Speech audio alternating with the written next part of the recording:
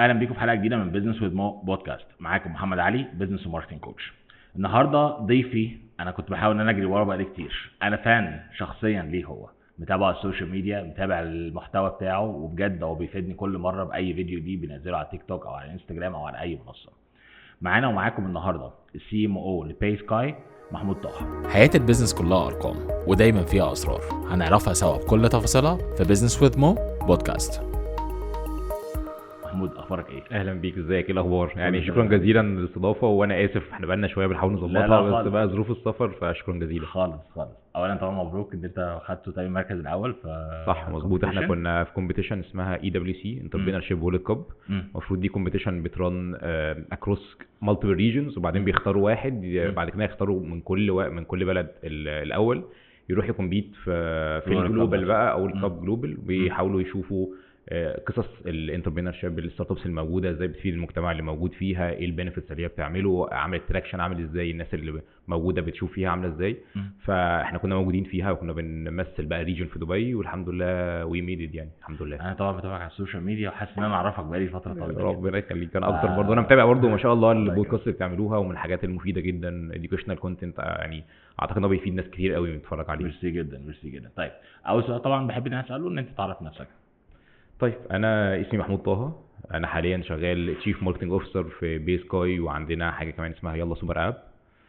يمكن قبلها انا من زمان قوي اتخرجت من كليه صيدله. اول ما اتخرجت من صيدله كالعاده الناس بتبقى دايما اول ما تتخرج من صيدله، يعني لو بدانا قبلها اصلا في هندسه، قبلها في ثانويه عامه، انا كان مين لي انا كان نفسي اخش هندسه قوي، بس انا والدي كان مهندس مقاولين عرب، وكان شايف ان هندسه ده كارير متعب بقى، ورايح بتروح الموقع وجو صعب قوي. هو كان بيسافر كل يوم من المنصوره للقاهره ويرجع، انا اصلا من المنصوره، كان بالنسبه له شايف ان هو كارير صعب قوي، وكان شايف بقى ان هو الكارير الانسب ليا، يعني ان اخش صيدله. دايما الصوره الورديه للصيدله ان هو في صيدليه تحت البيت، بنزل الصبح اروح الصيدليه وبعدين اطلع اريح شويه في البيت، وانزل بالليل تاني الصيدليه موجوده في انكم ثابت بيدخل لي.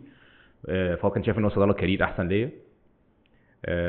فانا ساعتها يعني كنا في ثانويه عامه كده في ثانيه وثالثه، وانا عايز اخش رياضه وهو عايز يخش احياء، وانا كنت جايب مجموع كويس في ثانيه، وفي ثالثه بقى اللي بقرر الكارير ده، فقال لي بص بقى انا هجيب لك موبايل جديد وهجيب لك كمبيوتر جديد ابيع يا باشا.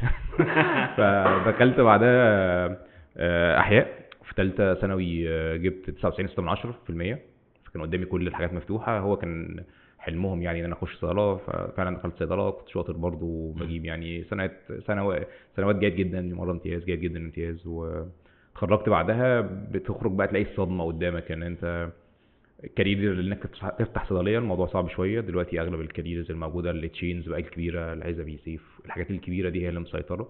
وانت لو عايز تعمل انت كده تاخد مكان وتبدا تفتح صيدليه، الموضوع كوست وايز كتير جدا، مكلف جدا، وفي الاول مش هيجيب لك الفلوس الكافيه يعني. فكان الكارير اللي قدامي ان هو ميديكال ريب، انا بشتغل بقى ميديكال ريب في شركات ادويه.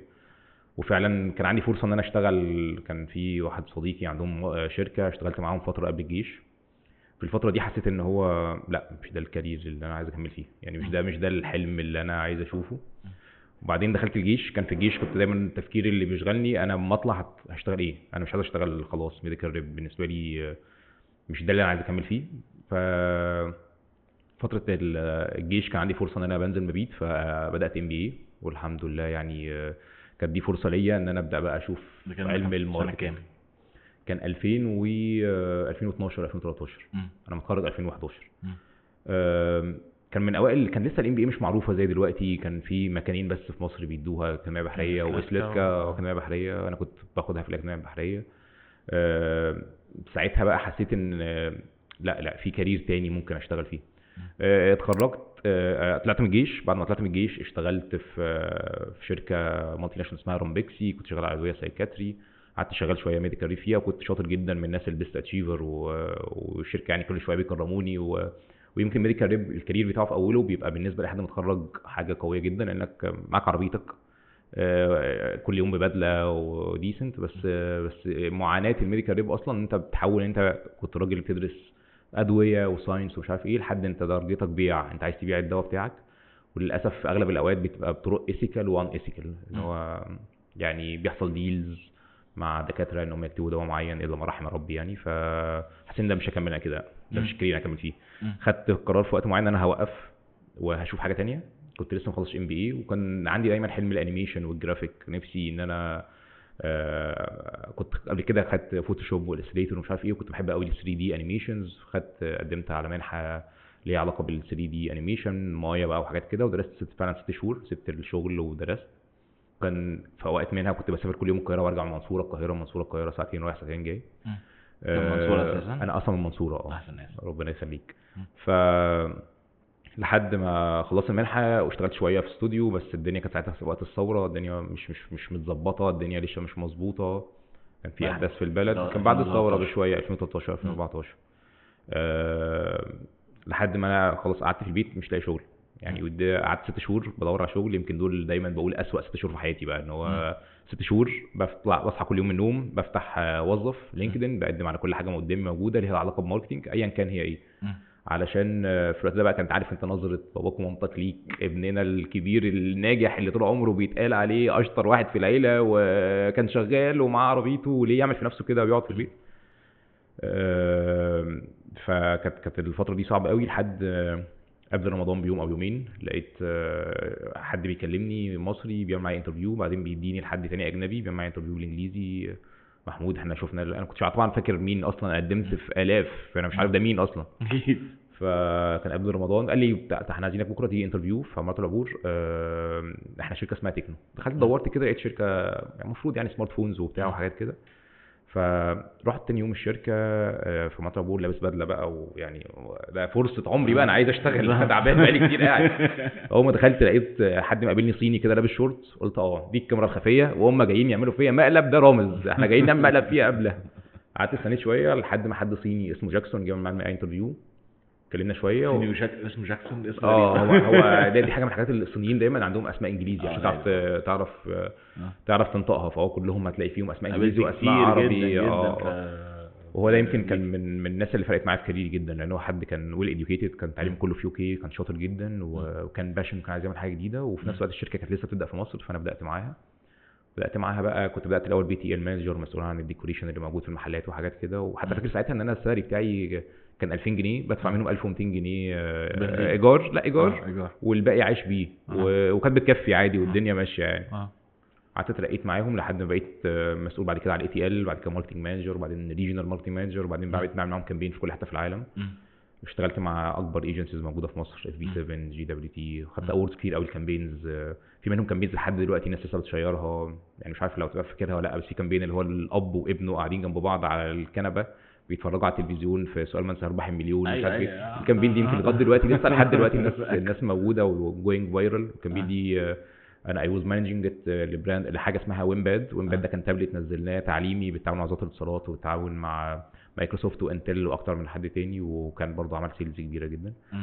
فالحمد لله يعني عملنا كامبينز كتير. المسكونسبشن عن تكنو في الفتره دي ان هي كانت شركه مصريه 100% واول شركه موبايل وبتاع. لا بس كانت شركه صينيه. كانت صينيه وكنا عاملين سيلز كبيره جدا يعني. كان في كامبينز كانت للسي 9 دي برضه من احب الكامبينز لقلبي، وخدنا بيها اورز كتير قوي. خدنا ايفي، يمكن ايفي دي اكبر اوورد في الحته بتاعه الماركتنج من حته الافكتفنس، ان هي الكامبين كانت مؤثره ازاي في نجاح البراند. وبتحتاج ان احنا عشان نكسبها بنحتاج نصمت ورق كتير قوي فيها كيس ستاديز قبل الكامبين ايه اللي حصل وبعد الكامبين ايه اللي حصل.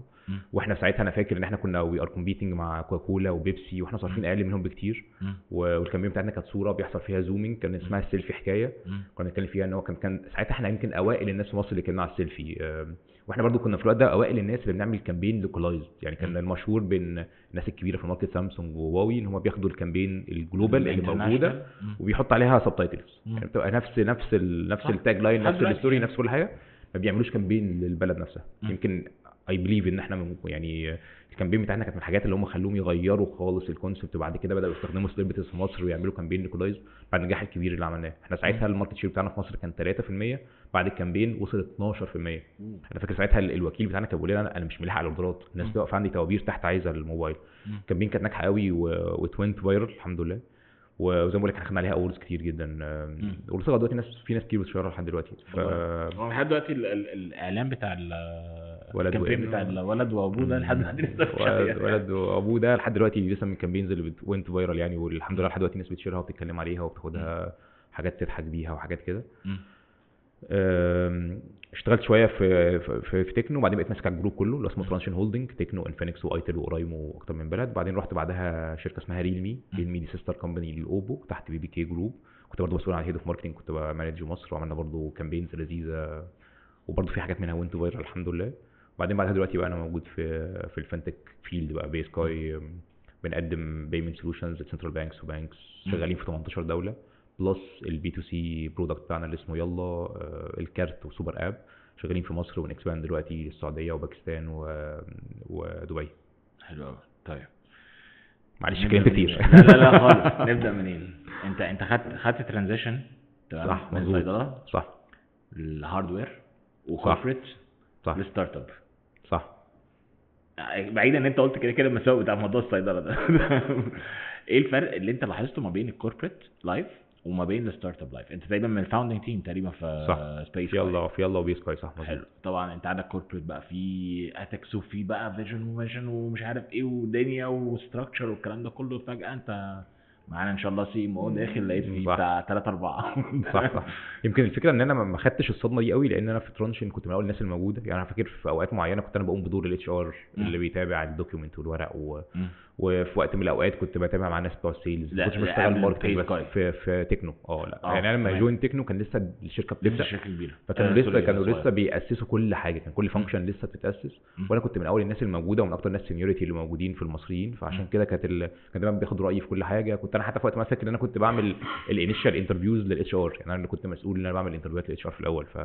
فانا خدت البدايه دي. بعد كده طبعا بقت ويل استابليشد، بقى في ديبارتمنتس مختلفه، في الليجل والاتش ار قايم بذاته، السيلز مختلف. يعني بعد كده الدنيا بدات تبقى خدت الكوربريت فيلد.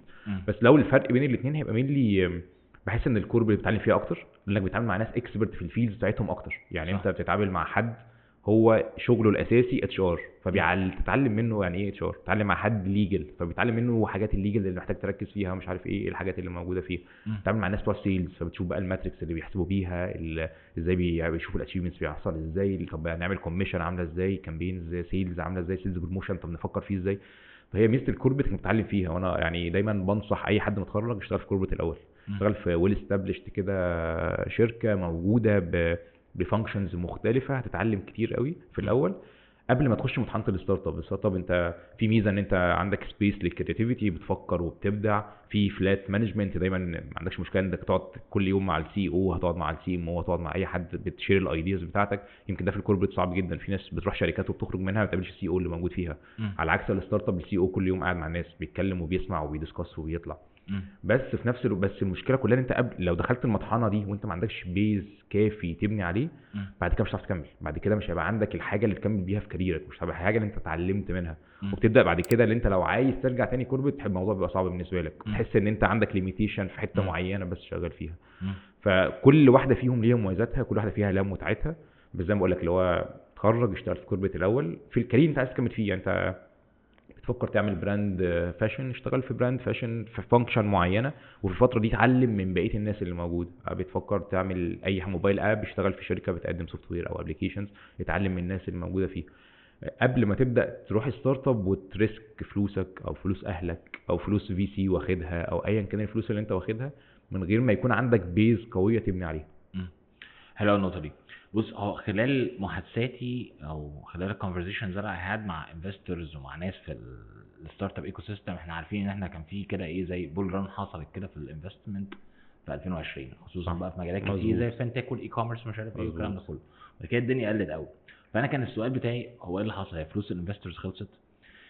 اكشلي الاجابه دايما كانت بتقول لي ان معظم الفاوندرز دلوقتي بقوا باك جراوند كوربريت، فانا السن بتاع الفاوندرز ما بقاش زي 2020 2018 اللي هو ال 20 و25 سنه، بقى اكبر، بقى فوق 30. فعشان كده حتى الاسك فور انفستمنت ما بقاش زي الاول، بقى معظمها بالبوت ستراب. ودي حته. طيب خلينا ترانزيشن بقى لحته مهمه جدا. انا متابعك على السوشيال ميديا شكرا ميرسي جدا. كل حاجه ماركتنج. احكي لي اول فيديو كان عامل ازاي او انت قررت؟ والله يا بص، الفكره كانت قديمه قوي. يعني انا دايما انا كنت دايما بحب اتكلم في الماركتنج. انا دايما بحب، انا حاسس ان الماركتنج اسلوب حياه، طريقه تفكير ممكن تفيد اي حد بيفكر بيها. ان انت ازاي تفكر، ان انت تفكر في ايه السترينث بوينت اللي عندك او في البرودكت اللي بتبيعه ايا كان في حياتك، ايه السترينث بوينت اللي عندك تقدر تستخدمها علشان تسوق لحاجه معينه عندك عشان توصل لغايه معينه. صح. دي ممكن تكون في وقت من الاوقات انك بتعمل ماركتنج لنفسك، فانت عايز تعمل بيرسونال براندنج عشان الناس تبقى شايفه ان انت احسن واحد في الحاجه اللي انت عايز تبقى احسن واحد فيها، فيبقى تشتغل بطريقه اسهل، توصل بطريقه اسهل. حتى لما تيجي تتجوز تبرموت نفسك قدام اللي انت عايز تتجوزها ان انت احسن واحد مناسب ليها فتتجوزها. فهو دايما، وبرده كان دايما في اكزامبل بقوله ان هو من اول ما بنتولد والطفل الصغير بيعيط علشان دي مسج بيوصلها لمامته ان هو عايز ياكل، فيبدا ياكل في الوقت ده. فهو عادي عنده تارجت سيجمنت بتاعه اللي هي مامته، عنده المسج اللي هو عايز يوصلها ان انا جعان، وصلها بالطريقه اللي مامته تفهمها ان هو بيعيط، فبالتالي في الاخر مامته بتعمل له الحاجه اللي هو عايزها فبتاكله. فهو حياتنا كلها هي ما هي الا غايه عايزين نوصل لها، وحاجه عايزين نسوق لها عشان اقنعك ان انت تدهني. فهي دي حياتنا كلها. فكنت شايف ان الماركتنج اسلوب حياه ممكن يغير تفكير ناس كتير جدا، يخليهم يحاولوا بس يمانجوا المسج اللي هم بيقولوها، الصوره اللي متاخده عنهم، فيسهل حاجات كتير جدا في حياتهم. فكانت فكره قديمه قوي موجوده، وانا من زمان فاهم كل شويه بسوف بقى، طب بص احنا عايزين نجيب كاميرا بكواليتي عامله ازاي عشان نعمل كده، لا بص بقى انا عايز اعمل الاستوديو في البيت وندهن الحيطه. قعدت اسوف كتير قوي بتاع سنه لحد ما جيت في يوم قلت انا هبدا دلوقتي يعني، يلا حط الكاميرا، صور اول فيديو. وصورت اول فيديو وقلت بقى ان القناه دي هعملها للماركتنج مش عارف ايه، وفيوز عاديه بسيطه. وبعدين كان في قصه بعدها، كانت قصه حاجه اسمها بير رينج. دي كان خاتم لونه شبه لون الكمثرى. كان فجاه الناس كلها صحت من النوم لقيت كل الناس في انستجرام عندها حطوا شكل الكمثرى عندهم في البايو على انستجرام. دخلت عملت ريسيرش عليها ولقيت ان دي شركه موجوده في امريكا. الشركه دي يمكن بره في امريكا، وكنت عايش في امريكا بره، مفيش حته الخاتم، مفيش موضوع ان هو في دبله فانا اعرف اللي قدامي مخطوب او متجوز او في ريليشن او مفيش ريليشن. فالشركه دي طلعت قالت يا جماعه، نظرا ان انا مش عارف اللي قدامي هل هو في علاقه ولا مفيش علاقه، في شباب كتير جدا بيروحوا يحاولوا يابروتشوا بنات، بس لما بيروحوا بيلاقوها ان هي في الريليشن فبيقولوا لها لا مش هينفع، فبالتالي ده بيأثر على الصحه النفسيه للراجل، فبالتالي بتخليه متضايق، بيمر بحاله نفسيه صعبه. فاحنا هنخترع حاجه اسمها بير رينج. ده خاتم مطاط شبه لون الكمثرى، والخاتم ده اللي هيلبسه دي زي كده انديكيتور ان هو مش في ريليشن. فانت لو شفت اي حد مش في ريليشن لازم الخاتم ده تعرف ان هو مش في ريليشن. وبعد كده بداوا يطوروا الفكره، قال لك بقى احنا هنعمل ايفنتس نخلي الناس تنزل. وساعتها قالوا حتى وكانوا بيموتوا نفسهم ان هو احنا تجربه اجتماعيه، احنا مش مجرد بنبيع برودكت، احنا عايزين نثبت ان قد ايه مهم قوي ان انت تنزل تنزل وتقابل الحد اللي انت عايز تابروتشه فيس تو فيس، مش بس زي تندر بتخش وتختاره على السوشيال ميديا. وان احنا بنحاول نأثر على الناس. والحقيقه ان الامباكت بتاعهم كان رهيب يعني. هم كانوا بيبيعوا الخاتم ده ب $20 وكانوا في ويتنج ليست بالالافات مستنيه الخاتم ده، وهم بيقولوا خلاص ان احنا اوت اوف ستوك. كان موضوع كوميدي يعني. بس زي بيبين لك دور الستوري تيلينج، ان هو ازاي بانوا ستوري كبيره حوالين الموضوع قدروا بيها ان هم يعملوا ملايين الدولارات، الناس كلها تتكلم عنهم، وبدات تاثر في شباب، وهم بداوا ان هم يخلوا ناس سيلبرتيز يبداوا يحطوا ده عندهم في البايو. ات وينت فايرال، كل الناس تعمله. عملت الفيديو ده ونزلته، فجاه لقيت الفيديو بيبوم، مليون، 2 مليون، 3 مليون على تيك توك، مش فاهم فيه ايه. وبقيت الناس كلها كان تاني فيديو ليا. فكان ساعتها اتوينت فايرال. وبدات احس ان هو لما بدات اعمل كده لقيت ناس كتير بتبعت لي مسجز بقى، وده كانت برضو نقطه فارقه يعني. انا كنت عامل الموضوع الاول ان انا بقول اللي انا عايز اقوله، لقيت ناس كتير عندها مسكونسبشن لحاجات ليها علاقه كتير في الماركتنج، مش فاهمه. ناس كتير عايزه تتعلم ماركتنج ومش عارفه تبدا ازاي او تتعلم ازاي. وبقيت ناس كتير بتحاول تخليني اخد قرارات اساسيه في حياتها يعني، اللي هو واحده تبعت لي اللي هو بابايا عايز يدخلني هندسه وانا عايز اخش اداب ولا تجاره، اعمل ايه فيهم. لحد ما في وقت معين بقى بدا يجي لي مسجات من ناس كتير بتحاول تسالني على حاجات كتير، سواء كان عندها يعني بيرسبشنز غلط عن الماركتنج، شايفين هو ده حاجه سهله، حاجه بسيطه، ممكن كلهم عايزين يتخرجوا ويشتغلوا في الماركتنج، شايفين الشغلانه السهله، الناس اللي قاعده في التكييف بتصرف فلوس بس. او الحاجه الثانيه بقى ان هو ناس كتير عايزاني اخد قرارات مهمه في حياتها، زي ان انا بابا عايز يدخلني هندسه وماما عايز تدخلني طب، فانا هخش ايه فيهم وحاجات كده. فحسيت ان انا دوري يعني ان انا لعله يعني علم المنتفع به، ان انا انشر العلم اللي عندي على قد ما اقدر. يمكن كان عندي بلان ان انا الموضوع يبقى اسرع شويه، ان يبقى في كورسز ببلاش موجوده على يوتيوب على بلاتفورمز مختلفه تشرح كده اساسيات الماركتنج، فبحيث ان هي تبدا تساعد الناس. بس يمكن الوقت مش مساعدني شويه ان انا امشي في البلان اللي انا عايزها دي، فانا مكمل دلوقتي في الفيديوهات الصغيره. لما بشوف كامبين موجوده عايز اعلق عليها، او بشوف حاجه غلط بتحصل حوالينا بتكلم فيها، لحد يعني ما يبقى فيه بس وقت كافي ان انا اقدر اعمل يمكن انا كورس كاتبه بالكامل مجهزه، بس مفيش وقت ان انا اصوره بحيث بس ان هو يطلع شكله كويس يفيد فعلا الناس الموجوده يعني. تعالى اعمل كورس هنا. يا ريت والله، يا ريت. طيب بدات ان انت تنزل تقريبا فيديو كل يوم في الاول، ولا كان كل قد ايه تقريبا؟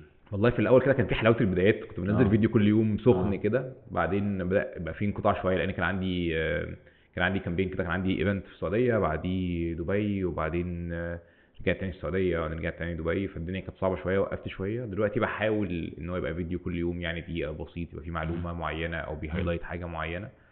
وهوبفلي يعني هكمل على كده، يعني كل يوم يبقى في فيديو لحد ما يبقى في وقت بقى ان انا اقدر اعمل فيه كورس كامل يفيد الناس يعني.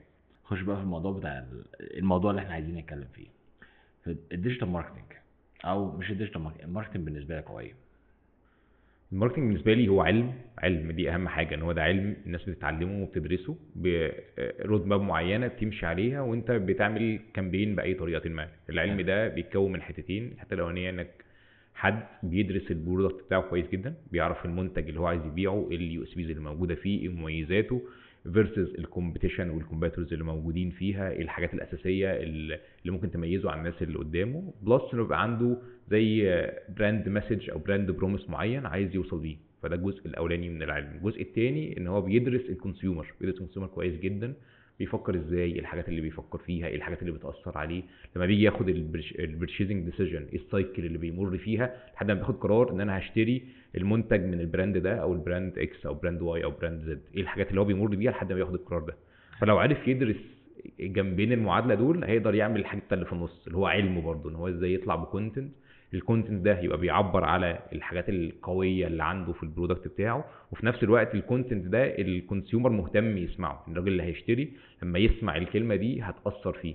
لما تيجي تعمل الحتتين دول يبدا بعدها بقى التشانل اللي انت هتوصله ازاي.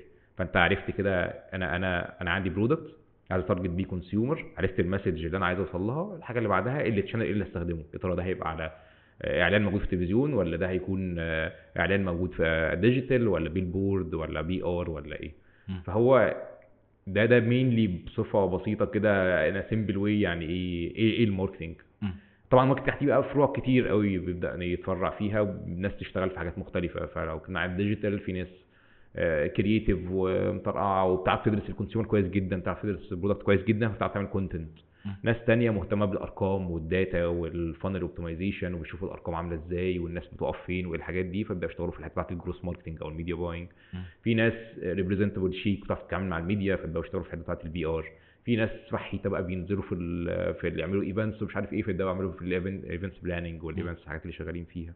فكل واحد من دول ليه دور في الحته في الامبريلا الكبيره اللي اسمها ماركتنج. دورهم في الاخر ان هم يقدروا يكونفنسوا الكونسيومر ويأثروا فيه راشونال بطريقه عقلانيه او بطريقه ايموشنال، يخليهم يبقوا لينكد بالبرودكت بتاعه، ففي الاخر يقرر ان هو يشتري المنتج ده من عنده، ما يشتريش من عند حد تاني. حلو. طيب ايه اهم جزئيه في الماركتنج؟ هل هي جزئيه الريسيرش بس، ولا جزئيه الريسيرش والاناليسيز، ومن الريسيرش والاناليسيز بيطلع الامبلمنتيشن والاكسكيوشن بلان؟ هل الناس بتشتري عشان خاطر انت عامل البلان صح، ولا عشان الكونتنت بتاعك كويس؟ يعني انت ايه يعني انت من وجهه نظرك ايه اهم جزئيه الناس محتاجه تنفست فيها في البروسيس بتاعت الماركتنج؟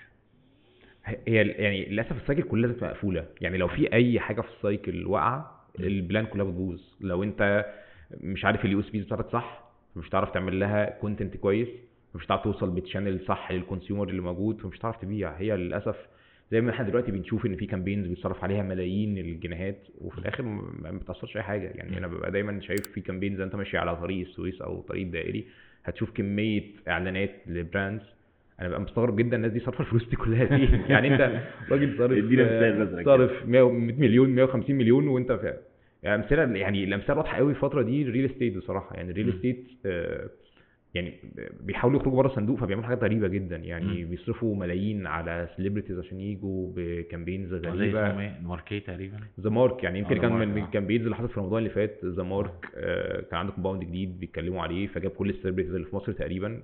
يعني جاب كل الناس اللي موجوده وناس قديمه الناس ما كانتش تسمع عنها ومش عارف ايه ومذيعين قدام وحاجات كده. وعمل كامبين كبيره جدا. اولا كامبين كان لونها اسود مكتوب عليها بابيض، اسود مكتوب عليها احمر. واللون الاحمر ده معروف اي حد بيعمل ماركتنج ان هو لون اليرتنج قوي بيخض جدا فما تستخدموش. واحلى مكان في العالم. يعني دايما يعني تلاقي البيلبورد سودا والتاج لاين مكتوب عليها بالاحمر احلى مكان في العالم. ده اكيد مش احلى مكان في العالم. او بقى ان هم بيستخدموا لما السليبرتيز بيستخدموهم بيصوروا جوه فيلل اولا اللايتنج كئيب جدا، مصورين جوه فيلا، اكيد انا مش مهتم اشوف ايه اللي جوه، لان اللي بيشتري الفيلا دي بيشتري كوميونتي، يعني بيشتري منطقه خضراء جرينري قد ايه، بيشتري فاسيلتيز جوه كلاب هاوس، في كام سويمنج بول، في كام حمام سباحه، في مش عارف ايه، فبيشتري حاجات مختلفه موجوده جواها، مش بيشتري الديكوريشن اللي شكله وحش اللي موجود جوه الفيلا. فببقى مستغرب انت جبت سليبرتيز صرفت عليهم مثلا ايه 150 مليون جنيه، خد كل البيلبوردز الموجوده في مصر 150 مليون جنيه، الاند ريزلت ايه يعني؟ اكيد جالهم كولز كتير، اكيد جالهم مش عارف ايه، بس جالهم كولز كتير. احمد مالك ساكن في انهي فيلا؟ انا عايز اسكن بالظبط جنبه كده. يعني، مش منطقي خالص. ولا وزي مثلا براند موضوع إيكوتي جورجينا ولا جورجينا مع كومباوند سعاده ده مس يعني كاس. يعني انا اصلا لو بتفرج انا مش هصدق اكيد ان جورجينا قاعده في مصر في كومباوند اسمه سعاده. يعني الموضوع بيبقى غريب، زي زمان برضو لما كانوا جابوا ميسي يعمل اعلان لحاجه مش عارف ايه. هو ده مش منطقي يعني. هو الفكره برضو ان هم الناس لازم تبقى فاهمه ان دور الاليمنتس اللي موجوده جوه كل اعلان ان هي تساعدك انك توصل المسج وتبروموت للبراند اللي موجود. في اوقات كتير قوي للاسف لو البراند ايكويتي بتاع السليبرتي اللي موجود جوه الاعلان اتقل من الاعلان نفسه، الناس بتفتكر السليبرتي وما تفتكرش اسم الاعلان، تفتكر مين اللي عمل. يعني ميسي عمل اعلان، يعني كان ميسي قريب كان ميسي عامل اعلان في السعوديه البراند بتاع بيرفيومز وحاجه كده، انا فاكر شكل الاعلان وفاكر شكل ميسي وهو لابس الغطره، بس مش فاكر اسم البراند ايه. هي الفكره في الاخر ان هو انت لازم تفكر ان انت ازاي توظف السيرفيسز اللي موجوده ان هي تخدم الاعلان المسج بتاعتك اللي انت عايز توصلها. مش فاكر بس سيلبرتيز، يعني محتاج ان انا اعقب على الحته دي. كان في فتره كده من حوالي 6-7 سنين كان في اعلان وينت فايرال جدا، اللي هو بتاع مش عارف اللي هو دحلاب ومش عارف ايه. انت فاكر اسم البرودكت ايه؟ لا لان الكرييتيف أيوة. احنا وصلنا مرحله ان الكرييتيف بقى اقوى من الاعلان. اقوى من الاعلان. يعني انا في كامبينز مثلا بتجو فايرال بقى لها فتره طويله، زي في برضه كامبين بتاع ريد ستيت مش عارف انا اللي همضيك وانا اللي مش عارف ايه وانا الكلام ده كله، انا مش فاكر اسم الشركه ايه. كان في كامبين برضه مش عارف برضه كان كله بالاسود كده وكلام ووريد مش عارف ايه، مش فاكر برضه. هل هنا انت شايف ان الموضوع هو ميس بريف، ولا الايجنسي بيبقى عندها حريه مطلقه اللي هو بريف بتاع الكلاينت بيقول لهم ايه شوف لي حاجه كرييتيف كده اوتسايد ذا بوكس؟ هي الفكره بس في الاخر ان هو دلوقتي احنا عندنا جزئين في المعادله. اي اعلان بيطلع في جزء الناس اللي شغاله ان هاوس، الماركتنج مانجر وماركتنج دايركتور سي ام ايا كان التايتل بتاعه اللي موجود جوه البراند، هو الراجل ده اللي المفروض بيبريف في الايجنسيز. الايجنسي دي هي اللي بتعمل الكرييتيف اللي هو في الاخر الراجل ده بيوافق عليها فالاعلان بينزل. السايكل بتمشي ان هو في بريف، فلو البريف فيه مشكله الاعلان كل حاجه بتبوظ، وبعدين بعدها بتوصل للايجنسي. دايما يعني انا اشتغلت مع اكبر ايجنسي موجوده في مصر، جي دبليو تي، اف بي 7، بي بي دي او، عملنا كامبينز كبيره في مصر واكروس ريجنز. في مشكله دايما في الايجنسيز ان هم شايفين الاعلان لازم يطلع كرييتيف قوي في وقت من الاوقات. الكرياتيفيتي ممكن تبقى طاغيه على البرودكت، لان هو شايف الاعلان بالنسبه له حاجه ممكن يروح ياخد بيها اووردز، حاجه يشو اوف قدام الناس اللي موجوده.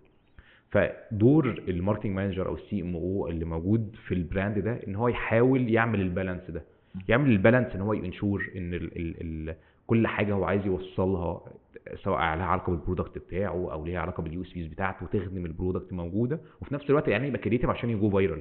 فانت ازاي تعمل البالانس ده دور الشخص اللي بيبريف. وانا يمكن كان من يعني انا اشتغلت على كامبينز كتير، كان في كامبين منهم اشتغلنا مع يمكن اشهر مخرج موجود في الوطن العربي كله واغلى مخرج، عملنا بريف وعملنا كامبين يعني ايا كان ورحنا صورنا الاعلان، والاعلان اتصور غير اللي احنا عايزينه، وكانت مشكله كبيره وخناقه كبيره. المخرج عشان رؤيه المخرج ان هو عايز ياخده في حته كريتيف جدا، فخده في حته كريتيف لدرجه ان البرودكت بتاعي ما عادش موجود، وكانت خناقه وفيلم وحاجات كده.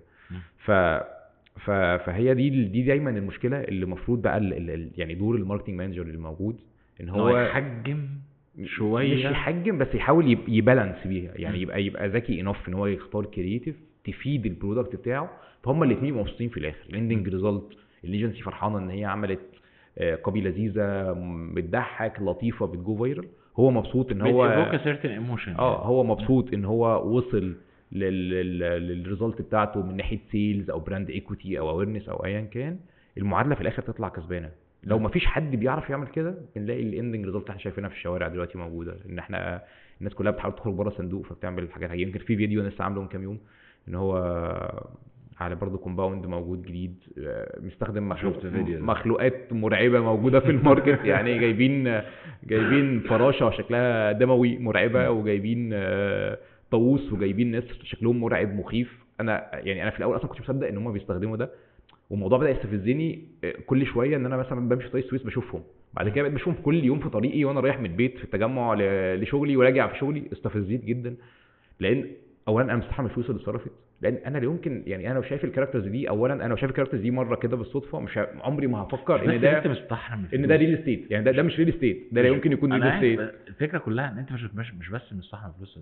المشكله مش في الفلوس اللي اتصرفت، المشكله ان الفلوس اللي اتصرفت دي العملاء هم اللي هيدفعوها. ما هو يعني انا ما اعرفش الناس عارفه هم المعلومه مش هيدفعوها، هو الفكره ما حدش يشتري يعني. بالظبط. دي لا هو في ممكن ناس تشتري عادي لان it happens ماشي، بس انا مشكلتي كلها ان في الاول وفي الاخر ما اعرفش 90% او ما اعرفش، في ناس كتير ما تعرفش المعلومه دي، ان الفلوس اللي بتصرف في الماركتنج دي هي جزء منها بيروح ناحيه البرايسنج. يعني أكيد. اللي بيدفع الفلوس دي أكيد.